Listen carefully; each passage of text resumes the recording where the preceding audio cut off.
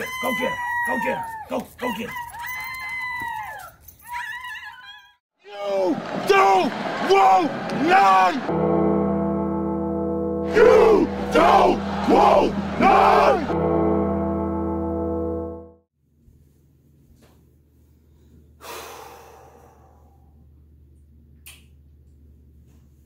One last ride, baby. One last ride. What's going on, Tar Heel Nation? It is your favorite North Carolinian, Russ, the Tar Heel. And in this episode, we are going to be talking about one of the most underrated rivalries in all of the country. The University of North Carolina versus NC State on the gridiron. And I'm excited about it, baby. You say, Russ, how in the world could you possibly be happy right now? Well, you know, the sun comes up tomorrow, and guess what? It's rivalry week.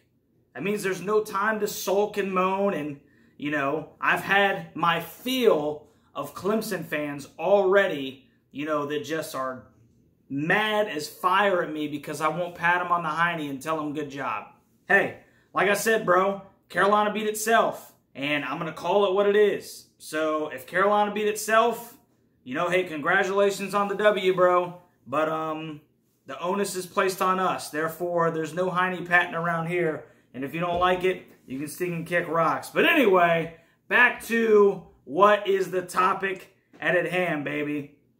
Nothing makes me happier than to hate like this. And when I say hate, I mean loathe. I mean despise. I mean there is no words that can describe the absolute sheer disdain with a D, the disdain that I have for those at State College. And let me start off by saying this.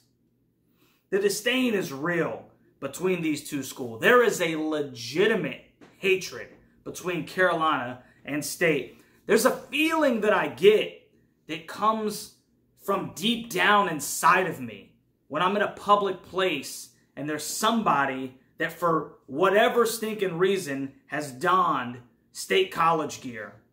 It's an immediate understanding that there is no possible way that this person and I could have a working relationship. I can't quite put my finger on it. It's just ingrained. We're different. We're cut from different cloths. We walk different. We talk different. And what's crazy is the fact that they themselves are actually Tar Heels. That's right. If you live in the Tar Heel state, the state of North Carolina, guess what you are, whether you like it or not, weirdo? You're a Tar Heel. And they can't stand it. And it just brings a smile to my face. Most of them are from the Tar Heel state, which makes them Tar Heels. But they've been infected with this disease. It's like a normal person, a family member, if you will, that's been bitten by a zombie. And now they're infected with this incurable plague that's manifests itself all the way out to that hideous color that they choose to wear on their clothing. Did I mention that I absolutely despise the color red? This truly is a different type of rivalry, a real rivalry. Now, most of you know that I currently reside in the state of Florida. You know, that's where life has taken me, and eventually I'll come back to the promised land, but, you know, now it is what it is. So I've seen Florida and Florida State and Miami, and they say that it's a rivalry, but it's a different kind of rivalry. There's not really any animosity or disdain. There's no real hatred. You know, they actually talk each other up. I've heard them in conversation. I've seen them at family gatherings, you know, in the workplace, and they're chopping it up. You know, they're kind of talking each other up. I have never in my life seen a UNC and NC State, you know, person sitting there talking football and having a cordial conversation. I haven't seen it. It's different. You know, I mean, everybody that knows that's a Carolina fan or an NC State fan, they all know that what I'm saying is true. This is a real disdainment for one another. I can't talk that up enough because it's important for everyone on the outside to understand. This is a real rivalry. We literally despise each other, and that's exactly how I like it. So let's go ahead and get into this thing. This will be the 113th meeting between the 8-3, 4-3 in conference University of North Carolina Tar Heels and the 8-3, 5-2 in conference State College Wolfsack on the gridiron. The North Carolina Tar Heels hold a 68-38 with 6 ties all-time record against Little Bro, and the first meeting between the two was a 44-0 Carolina whooping on October 12th, 1894. UNC is 32-16-4 in Raleigh, but Little Bro has started to get a little too big for his britches, if you will. Since Max returned to the sideline for UNC, the Heels and North Carolina State are all knotted up at 2-2, with the Heels taking the 2019 and 2020 comfortably, 41-10 and 48-21 respectively, before State ekes out the last two, 34-30 and 30-27, in double overtime to complete Carolina's horrendous 2022 downward spiral from a 9-1 record. So this one is huge. Mac has always talked about the importance of winning the state of North Carolina each and every year. Carolina has beaten App State. They beat Campbell, which obviously, put a little asterisk by that one. And they beat Duke this year. And with no ACC championship game appearance to look forward to, State is the Super Bowl. So let's take a look at Little Bro from Raleigh. The State College Wolfsack are led by head coach Dave Dorn, who amassed a 102-61 overall record and a 79-57 record, with recently becoming the all-time leader in wins in Wolfsack football history. He's also 6-4 against UNC since taking over the reins at State College. State is currently on a 4-game winning streak, as they have won games versus Clemson and Miami at home before beating Wake and Virginia Tech on the road. Now, after MJ Morris decided not to burn his red shirt and sit the rest of the season to probably transfer out, Virginia transfer Brennan Armstrong, who we also have many reasons to dislike, regained his position as the Wolfsack quarterback by default. Brennan Armstrong is a 6'2", 212-pound senior that has amassed 1,287 yards passing with 8 touchdowns and 6 interceptions, with a QBR of 64.3, which is good for 54th in the nation. He is also the leading rusher with 522 yards rushing on 117 carries and 6 touchdowns, which is where he does a ton of his damage on the ground. Brennan is a wild card, a gunslinger type. He's a football player as opposed to a pure pocket passer, and he is the key to stopping this NC State offense. State also has 4 different backs with at least 200 rushing yards, but 5'11", 215-pound running back Delmert Mims III does have 7 touchdowns rushing on the season, despite averaging only 2.9 yards per carry. State's leading receiver is 5'11", 187-pound wide receiver Kevin Concepcion, who has 57 receptions with 636 yards receiving and 8 touchdowns. And the kid is a big-time playmaker, I'm going to be honest. Carolina and NC State went back and forth with this kid. I think that obviously he understood that Carolina's wide receiver room was deep, and he decided that, obviously, like you see, he was going to get a little bit more burn over with the Wolfsack, and so he chose red over Carolina blue. The kid's also been utilized in the backfield on rushes to get his speed out on the edge, so Carolina is going to have to keep their eyes on number 10. Now, the NC State offense is averaging 25.5 points per game, 183.9 passing yards, and 148.1 yards per game for a grand total of 332 yards per game. So the offense is not necessarily high octane, if you will. But the one thing that State College does have, they arguably have the best defense in the ACC. The defense is led by 6'4", 238-pound senior linebacker Peyton Wilson. No, he's not a cheerleader. His name is just Peyton Wilson. He is the linebacker for NC State. He leads the team with 123 total tackles, 5 sacks, and 2 interceptions, 1 return for a touchdown.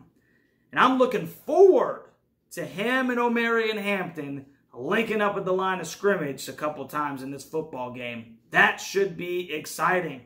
And now, for the flagship university of the state of North Carolina, the university that bears the name of the citizens itself, the University of North Carolina Tar Heels.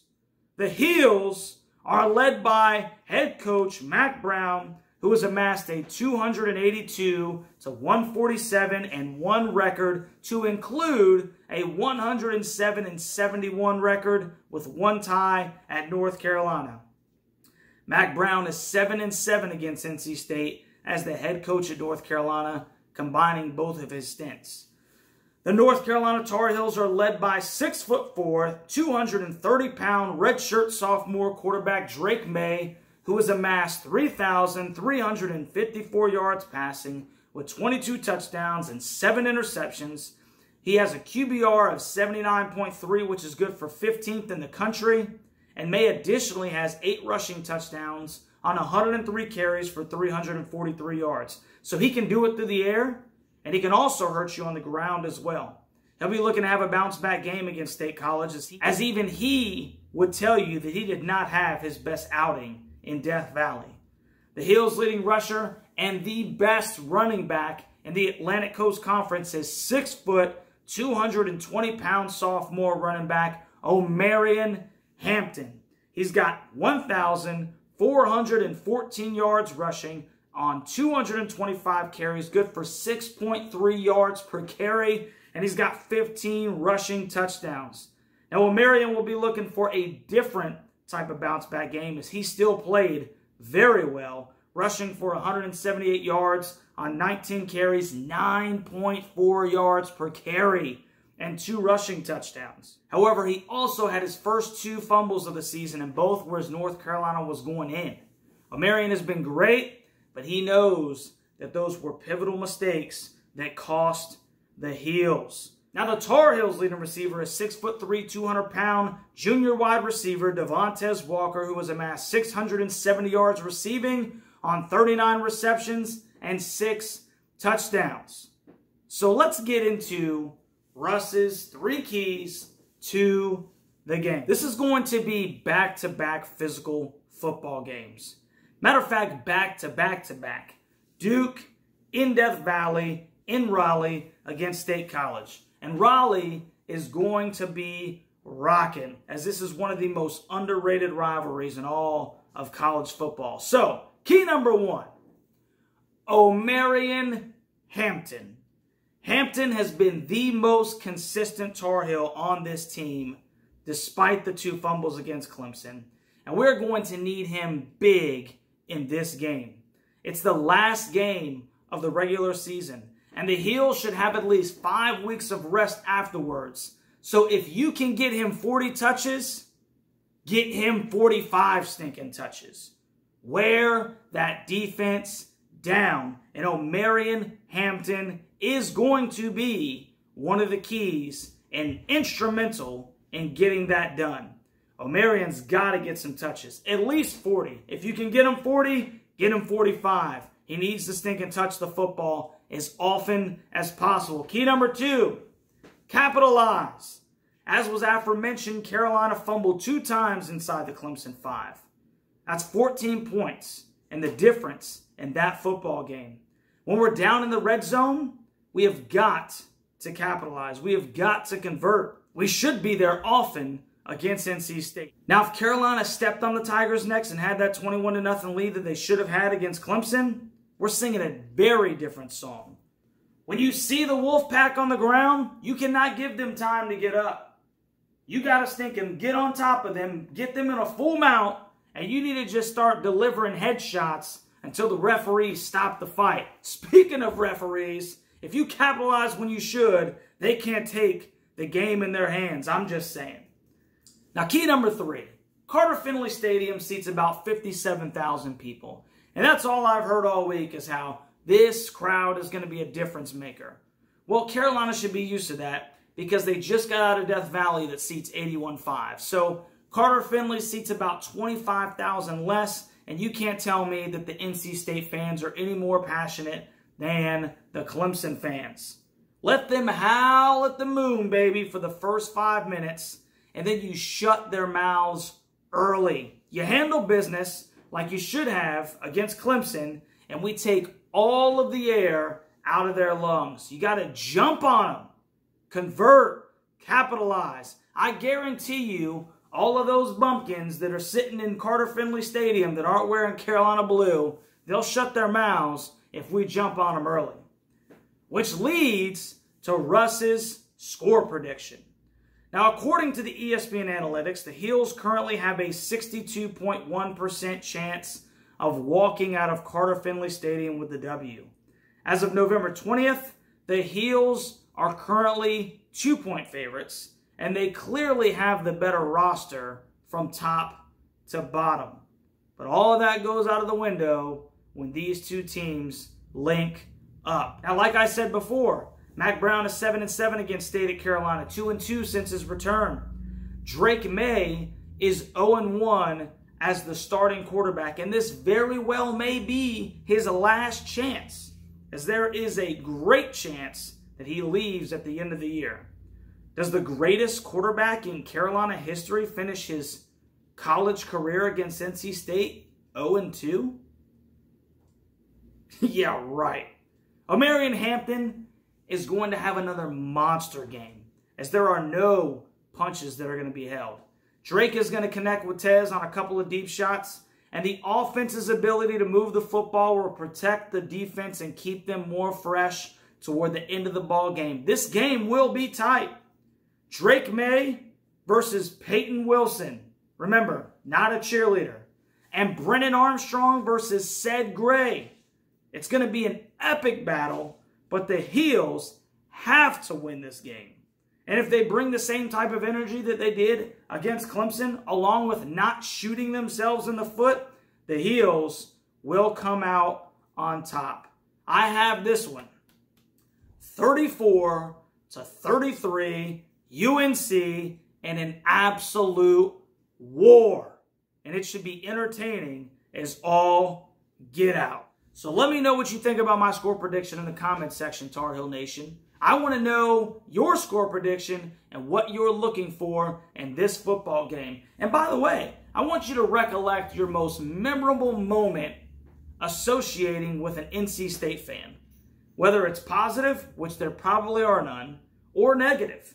And maybe I'll try to conjure up some in my mind as well, and I'll put them out there a little bit later in the week. If you haven't already, if you're a Tar Heel, this is the place for you. Like, share, subscribe to the content, and consider becoming a member of the Huddle Hooligans to help support the channel. Make sure you be on the lookout for Russ's rant in the Tar Heel Mobile this Wednesday. Spoiler alert, I'm going to elaborate on how much I hate NC State. And you already know, 7:45, Saturday night, we're going live for the 8 p.m. kick, North Carolina versus NC State on the ACC Network. So make sure you come and hang out with me during the most important game of the year. Thanksgiving, followed by the State of North Carolina Super Bowl. Bro, it does not get much more important or better than that. I can't stinking wait.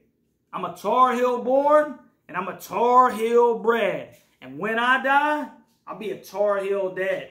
So it's rah-rah, Carolina, Lana, rah-rah, Carolina, Lana, rah-rah, Carolina, Lana. Go to hell, State. Let's go Heels. Catch you on the next one, baby. I'm a Tar Heel.